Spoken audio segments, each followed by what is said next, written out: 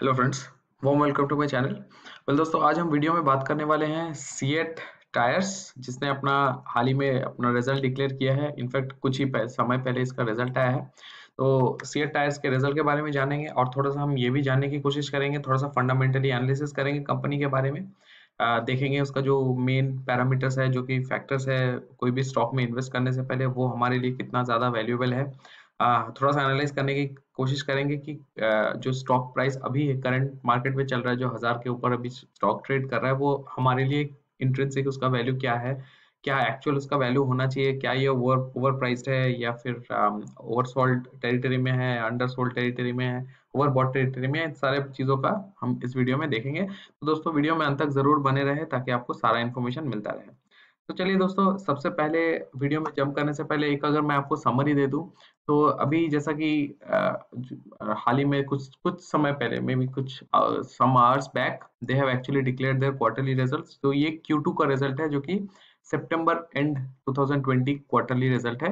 तो tyre maker CEAT reported over 4-fold increase, which is a very big thing. 4 गुना उन्होंने actually अपना profit, consolidated net profit बढ़ाया to 182 crore rupees for the second quarter. The company had posted a net profit of 43 crore in July September. उसके comparison में अभी company ने post किया है 182 crore, that is almost 4 times.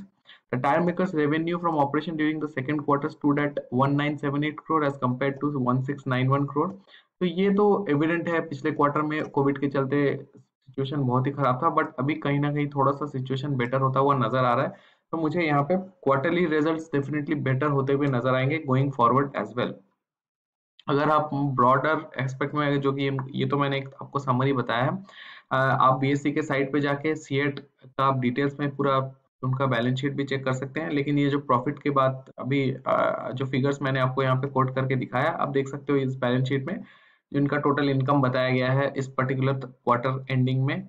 पिछले quarter का भी बताया गया था जब कोविड का सिचुएशन चल रहा था। तो आप क्लियरली अगर देखोगे, रेवेन्यू फ्रॉम ऑपरेशंस अभी इस क्वार्टर में आया है 196513, आप देख रहे हो इसका फिगर। एंड पिछले जो फिगर था ये लैक्स में है, इसको अगर करोड़ में कन्वर्ट करोगे तो 2 डेसिमल पॉइंट आप यहाँ से हटा दो, क्योंकि 100 लाख माने 1 करोड़ हो गया। तो 1965 रुपए उनका टोटल जो रेवेन्यू फ्रॉम ऑपरेशन था इस क्वार्टर में है, जो कि पिछले क्वार्टर में 1116 करोड़ था। तो आप देख सकते हो रेवेन्यू भी बढ़ा है। ऑब्वियसली रेवेन्यू अगर बढ़ रहा है तो साथ साथ आपका जो एक्सपेंस है वो भी बढ़ेगा। And it's like directly proportional, जितना सेल्स बढ़ेगा उतना आपका मार्जिन प्रॉफिट उतना बढ़ेगा। कहीं ना कहीं आपका जो प्रॉफिट लॉस मार्जिन है उसमें भी आपको बढ़ता हुआ नजर आएगा। तो जहाँ पे पिछले क्वार्टर में मात्र 4000 का प्रॉफिट था, वहां पे अभी जो ये प्रॉफिट बिफोर टैक्स जो है वो 16000 निकल के आ रहा है।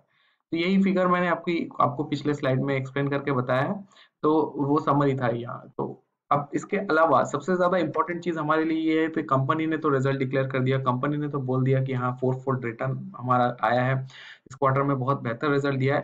लेकिन कंपनी का वैल्यूएशन जान लेना बहुत ज्यादा जरूरी है। सो दोस्तों, मैं जो हम लोग रिटेल इन्वेस्टर है, हम ट्रेडिंग के लिए तो इन्वेस्ट करते ही हैं, लेकिन हमारा जो मेन कैपिटल इन्वेस्टमेंट होता है वो रिटेल इन्वेस्टमेंट के लिए होता है। तो रिटेल इन्वेस्टमेंट के लिए जरूरी है थोड़ा सा कंपनी का फंडामेंटल जानना, थोड़ा सा ये जानना कि company at this point of time the price at which the company is trading is over priced और नॉट।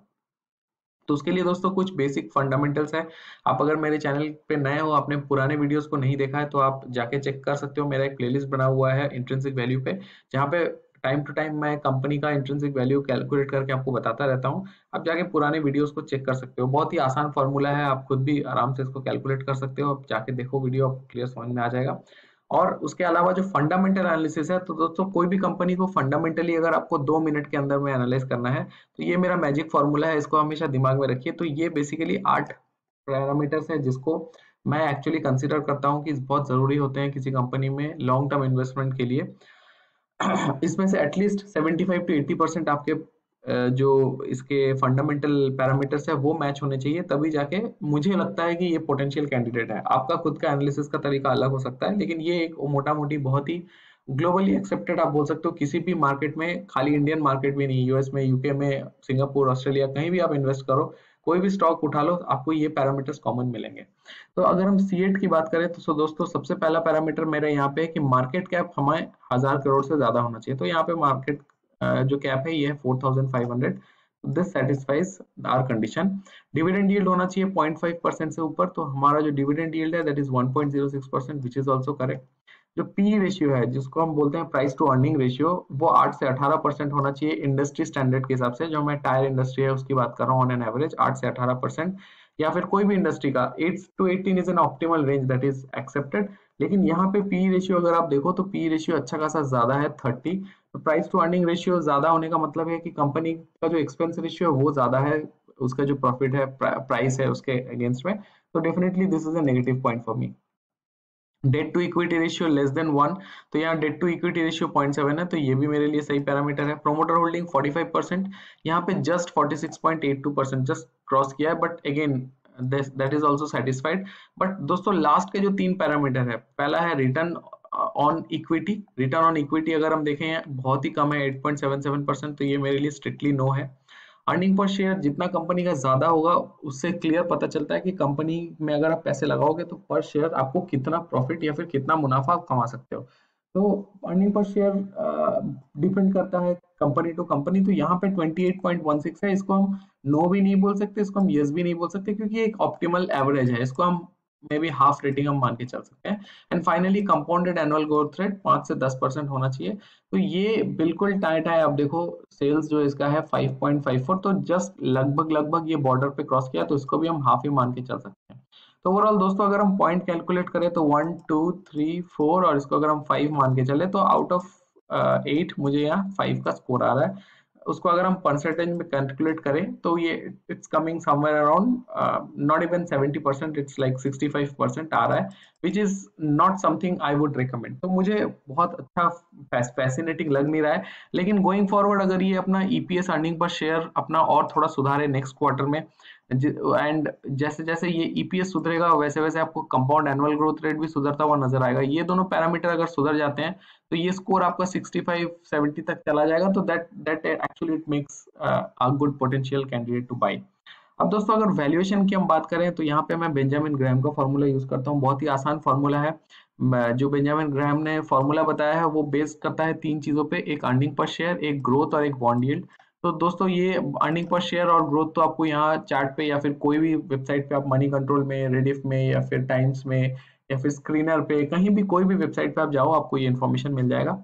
एंड बॉन्ड यील्ड आप सर्च करिए, इंडिया का bond yield 5 years, bond yield 3 years, ऐसे आप सर्च करोगे तो आपको मिल जाएगा। इन जनरल मैं 3 साल का ही पकड़ के चलता हूँ, कंसिडरिंग कि जब हमारे पेरेंट्स लोग इन्वेस्ट करते थे, लॉन्ग टर्म का डेफिनेशन उनके लिए अलग था, वो इन्वेस्ट करते थे 20-25 साल के लिए। बट अभी इतना जियोपॉलिटिकल सिचुएशन इतना ज्यादा हावी हो गया है, इतना थिंग्स आर चेंजिंग ओवरनाइट, एक घंटे में पूरा सिनारियो चेंज हो जाता है बेसिकली। तो ऐसे सिचुएशन में लॉन्ग टर्म का जो कॉन्सेप्ट है वो चेंज हो गया है, वो मैं मानता हूँ। तो अगर आप लॉन्ग टर्म के लिए सोच रहे हो, मेरे लिए long term is like 3 years, short term is like 3 to 6 months, and intraday तो एक दिन का है। तो मेरा वो हिसाब है, आपका अलग भी हो सकता है। तो इन जनरल मैं अगर एनालिसिस करता हूँ तो मैं 3 साल का ही हॉराइजन रखता हूँ, कि 3 साल के बाद अगर मुझे लगा कंपनी सही जा रही है तो ठीक है, फिर से 3 साल के लिए करेंगे आगे। लेकिन उस वो मेरा ब्रेक इवन पॉइंट है। अगर 3 साल के बाद मुझे लगा कंपनी नहीं परफॉर्म कर रहा है तो मैं वहां से पोजीशन काट के निकल जाऊंगा। तो ये मेरा लॉजिक है, मेरा खुद का एनालिसिस का तरीका है, आप अपना खुद का भी निकाल सकते हो। तो अगर हम उस लॉजिक से देखें तो यहाँ पे सेल्स हमें 3 साल का डेटा चाहिए, तो वो हमने ले लिया है, एंड बॉन्ड डील आपको मिल जाएगा ऑनलाइन। इसके हिसाब से अगर आप कैलकुलेट करो तो जो इंट्रिंसिक वैल्यू मुझे निकल के आ रहा है दैट इज कमिंग अराउंड 570, जो सीएट का एक्चुअल वैल्यूएशन होना चाहिए प्लस। बट आज के डेट पे ये क्लोज हुआ है 1142 पे। तो क्लियरली यहाँ पे देखने को मिल रहा है कि ये ओवर प्राइस है। And eight this point of time ये जो प्राइस पे भी अवेलेबल है 1142, मुझे लगता है कि ये थोड़ा सा हायर टेरिटरी जोन में है।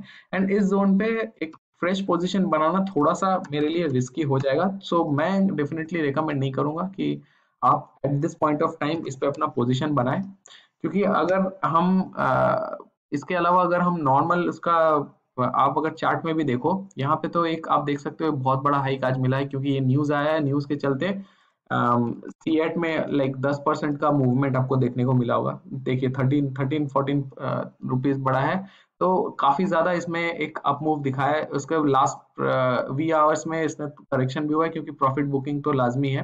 लेकिन अगर आप देखो जो हाई था 1228, तो इसने ऑलमोस्ट 10% का अपर सर्किट भी लगाया था आज। तो ये सिंपल अगर आप देखो, इसका जो RSI इंडेक्स है, that is relative strength index, इससे पता चलता है कि इसमें कितना ज्यादा बाइंग सेलिंग हो रहा है। तो RSI इंडेक्स अगर 76 बता रहा है, तो जनरली 70 एंड अबव अगर होता है तो ये ओवर बॉट जोन में चला जाता है। तो ये 76.98 77% क्लियरली बताता है कि ये ओवरबॉट जोन पे आ गया। जब भी कोई स्टॉक ओवरबॉट जोन पे जाता है तो वहां पे करेक्शन डेफिनेटली बनता है।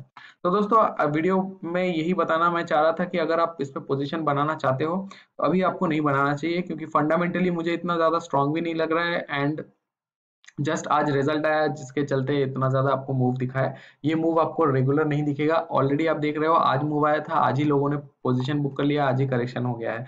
तो at this point of time it's better to stay away. फिर भी अगर आपको लगता है आपको इन्वेस्ट करना चाहिए, आप अपने फाइनेंशियल एडवाइजर से जरूर बात करें, क्योंकि मैं जो भी वीडियो बनाता हूँ मैं खुद अपने इन्वेस्टमेंट के लिए बनाता हूँ, मैं खुद इन्वेस्ट करूंगा, तो इसीलिए मैं वीडियो बना के आपको अपलोड कर रहा हूँ। लेकिन इस मैं यहाँ कोई बाई सेल या होल्ड रिकमेंडेशन नहीं दे रहा। It's absolutely your call. अगर आपको लगता है कि आपको पोजीशन बनाना चाहिए, स्टॉक आपको अच्छा लग रहा है, the price is looking lucrative to you, it's you are more than welcome to invest. लेकिन अगर आपको बड़ा कोई अमाउंट लगाना है तो थोड़ा सोच विचार करके, थोड़ा अपना रिसर्च करके तभी पैसे लगाएं। तो दोस्तों वीडियो को यहीं अंत करूंगा। अगर वीडियो का कंटेंट पसंद आया तो वीडियो को ज्यादा से ज्यादा शेयर करें, चैनल को जरूर सब्सक्राइब करें, ताकि मैं भी जितना मेहनत कर रहा हूँ उसके अगेंस्ट में मुझे भी थोड़ा सा ग्रो करने का मौका मिले, मेरा चैनल भी ग्रो करे। एंड मुझे ट्विटर या टेलीग्राम पे आप फॉलो कर सकते हो, जिसका मैंने लिंक देके रखा हुआ है डिस्क्रिप्शन पे। टेलीग्राम पे अगर फॉलो करोगे तो आपको रियल टाइम अपडेट्स मिल जाएंगे। मैं जनरली शेयर्स बाई सेल करता हूँ तो उसका अपडेट्स देता हूँ, प्लस वीडियो वगैरह और बहुत सारे मार्केट रिलेटेड इन्फॉर्मेशन मैं वहाँ देता रहता हूँ। तो एक रियल टाइम आपको अपडेट मिलता रहेगा। तो मुझे जरूर वहाँ पे फॉलो करें। सबसे ज्यादा जरूरी चीज, मुझे कमेंट सेक्शन में जरूर लिख के बताएं कि आपको वीडियो में क्या अच्छा लगा और क्या नहीं अच्छा लगा, ताकि मुझे रिसर्च करने में भी आसानी हो, प्लस इंप्रूव करने में भी आसानी हो। तो दोस्तों वीडियो में अंत तक बने रहने के लिए बहुत बहुत धन्यवाद। एंड मैं बहुत जल्द हाजिर होता हूँ कोई नया कंटेंट लेके। Thank you so much and आपका दिन शुभ हो।